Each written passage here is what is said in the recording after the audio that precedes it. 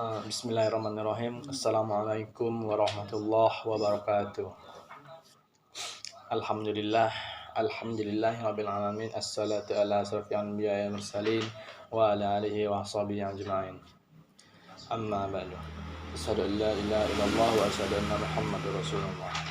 Allahumma shalli ala sayyidina Muhammad wa ala alihi sayyidina Muhammad. Marilah kita panjatkan rasa puja dan puji syukur kita atas kehadiran Allah Subhanahu wa taala, yang sebagaimana atas nikmat rahmat dan limpahan beliau kita dapat berkumpul pada siang hari ini, yang senantiasa dimuliakan oleh Allah Subhanahu wa taala dalam keadaan sehat walafiat. Tak lupa juga salawat seiring salam kita sanjung agungkan kepada baginda kita Nabi Muhammad Shallallahu Alaihi Wasallam, yang sebagaimana kita sebagai umatnya kelak mendapatkan syafaatnya di yaumul akhir. Amin Allahumma amin. Pertama-tama saya mengucapkan terima kasih atas dosen pengampu kami di mata kuliah Fikih Mawaris teruntuk Bapak Herpin Yoki Pradikta, Magister Hukum Islam. Izin memperkenalkan diri, nama saya Pratama Anugrah, kelas HTNJ dengan NPM 2221020343. Langsung saja, di sini saya akan membacakan materi kelompok 5 yang berjudul definisi ahli waris, asbabul furud dan as-sobah. Berdasarkan besarnya hak yang akan diterima oleh para ahli waris, maka ahli waris di dalam hukum waris Islam terbagi dalam dua golongan, yaitu yang pertama ahli waris ashabul furud. Jadi ashabul furud itu para ahli waris yang memperoleh bagian-bagian tertentu yang telah ditetapkan oleh syar'i, yang bagiannya tidak akan bertambah atau berkurang kecuali dalam masalah aul dan rob. Dalam Al-Quran hanya ada 6 ya. 6 pertama yaitu 1/2, 1/4, 1/8, 2/3, 1/3 dan 1/6.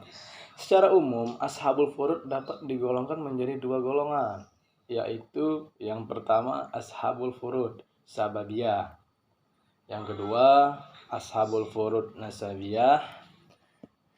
Terus selanjutnya yaitu ahli waris ashabah, yaitu kata ashabah secara etimologi adalah pembela, penolong, pelindung atau kerabat dari jurusan ayah. Menurut istilah yaitu golongan ahli waris yang bagian haknya tidak tertentu tetapi mendapatkan ushubah. Ushubah itu sisa dari ashabul furud, dan ahli waris ashabah akan mendapatkan bagian harta peninggalan tetapi tidak ada ketentuan bagian yang pasti. Baginya yang berlaku ketentuan. Yang pertama, jika tidak ada kelompok ahli waris yang lain, maka semua harta waris untuk ahli waris ashabah. Yang kedua yaitu jika ada ahli waris ashabul furud, maka ahli waris ashabah menerima sisa dari ashabul furud tersebut. Jadi yang ketiga, jika harta waris telah dibagi habis oleh ahli waris ashabul furud, maka ahli waris ashabah tidak mendapatkan apa-apa. Selanjutnya yaitu materi yang kedua, pembagian warisan ahli waris ashabul furud dan ashabah. Para ahli waris yang termasuk ashabul furud tersebut apabila dirinci pembagiannya dengan syarat dan ketentuannya adalah sebagai berikut. Yang pertama yaitu 1/2. 1/2 itu untuk anak perempuan, cucu perempuan dari anak laki-laki, saudara perempuan kandung. Terus yang kedua yaitu 1/4 untuk suami atau duda dan istri. Yang di istri ini janda disebut. Jadi yang ketiga 1/8 untuk istri jika bersamaan dengan anak. Yang keempat, 2/3 menjadi bagiannya 4 orang, yaitu orang-orang yang mendapat bagian 1/2, kecuali suami dengan ketentuan mereka tidak sendirian akan tetapi berbilang. Yang kelima, 1/3 untuk ibu dan saudara laki-laki atau perempuan seibu. Jadi yang keenam, 1/6 untuk cucu perempuan dari anak laki-laki, ibu bapak, nenek, kakek, saudara perempuan sebapak, dan saudara laki-laki maupun perempuan seibu. Adapun pembagian ahli waris ashabah adalah ahli waris yang bagiannya tidak dapat ditentukan karena mendapat waris yang tersisa dari ahli waris ashabul furud. Namun yang berhak menerima ashabah terdiri dari 3 kelompok. Yang pertama, ashabah bin nafsihi adalah ashabah yang dengan sendirinya tanpa bantuan ahli waris lain. Ia berstatus sebagai ahli waris yang berhak atas seluruh sisa harta yang terdiri dari anak laki-laki saja. Mereka itu adalah yang pertama, anak laki-laki baik seorang atau beberapa orang. Yang kedua, cucu laki-laki dari anak laki-laki bila tidak ada anak laki-laki. Yang ketiga, ya ayah bila tidak ada anak atau cucu. Yang keempat, kakek bila tidak ada ayah. Yang kelima, saudara laki-laki kandung bila tidak ada anak atau cucu laki-laki. Yang keenam, saudara laki-laki seayah bila tidak ada saudara laki-laki kandung.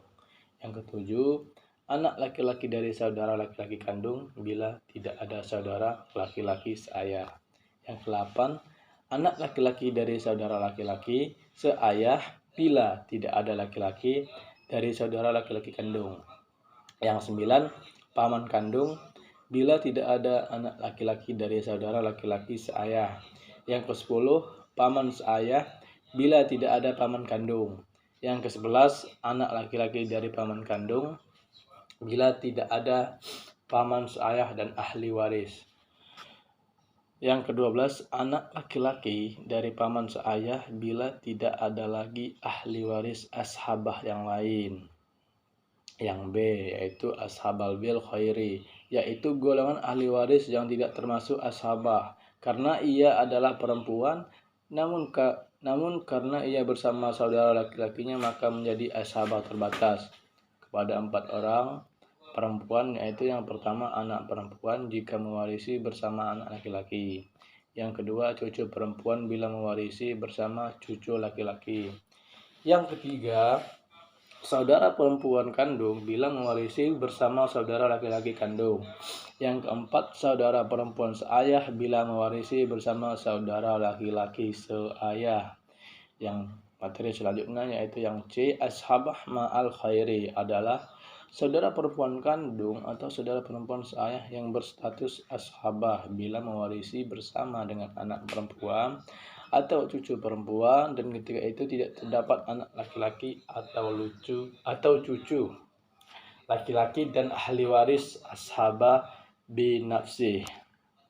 Jadi mungkin itu saja yang dapat saya sampaikan pada materi kelompok 5. Lebih kurangnya saya mohon maaf, pada Allah saya mohon ampun. Saya akhiri, wassalamualaikum warahmatullahi wabarakatuh.